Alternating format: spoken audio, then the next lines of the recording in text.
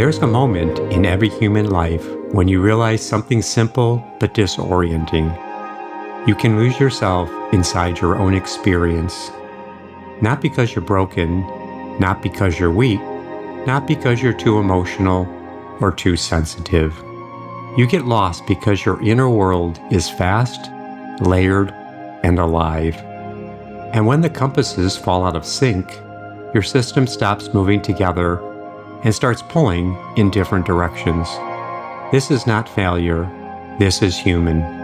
You get lost when the mind moves too quickly, when it jumps ahead of the body, when it interprets emotion before listening to it, when it creates meaning before the moment has settled. You get lost when emotion rises faster than you can understand it, when the wave feels bigger than the moment, when the heart is trying to tell you something, but the mind is already telling a story. You get lost when the body's signals go unnoticed, when the first truth is ignored, when the foundation of the moment is skipped and everything else becomes unstable. You get lost when the soul's voice is drowned out, when alignment is replaced by urgency, when direction is replaced by fear, when the deeper truth can't be heard over the noise of the moment. This is how misalignment happens. Not all at once, but one override at a time. And here's the part most people never learn. You don't get lost because something is wrong with you. You get lost because your system is trying to protect you in the only way it knows how. The body reacts to keep you safe. The heart rises to help you understand. The mind interprets to prepare you. The soul waits for clarity.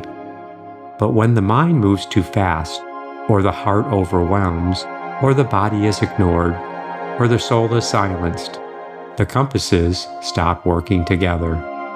You lose the thread of your own experience. You lose the sense of what's true. You lose the feeling of being inside yourself. This is what it means to be lost. So how do you return? You return by coming back to the order.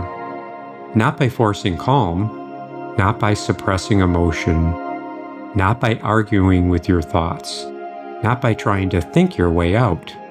You return by reconnecting with the sequence that has always been there. The body first, the heart second, the mind third, the soul last. You return by letting each compass do its job in the order it was designed to do it. You return by noticing the body, not fixing it, not judging it, just noticing. A tightening, a drop, a rise, a pull, a shift in your breathing.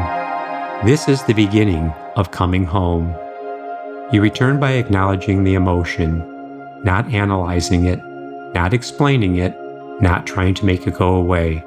Just recognizing this is how this moment feels. This is the heart doing its job. You return by slowing the mind, not shutting it down, not fighting it, not forcing it to be quiet, just slowing it long enough to let it listen instead of predicting.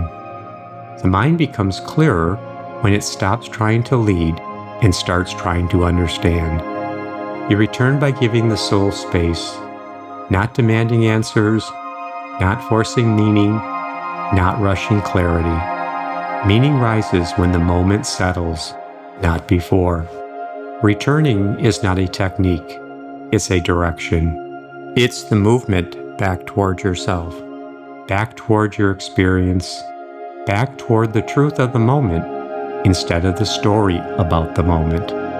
Returning is the shift from urgency to presence, assumption to curiosity, fear to alignment. Returning is remembering that you have 4 compasses, not one. You don't return by controlling your inner world. You return by listening to it. You don't return by forcing clarity. You return by letting clarity emerge. You don't return by silencing parts of yourself. You return by letting each part speak in the order it was meant to.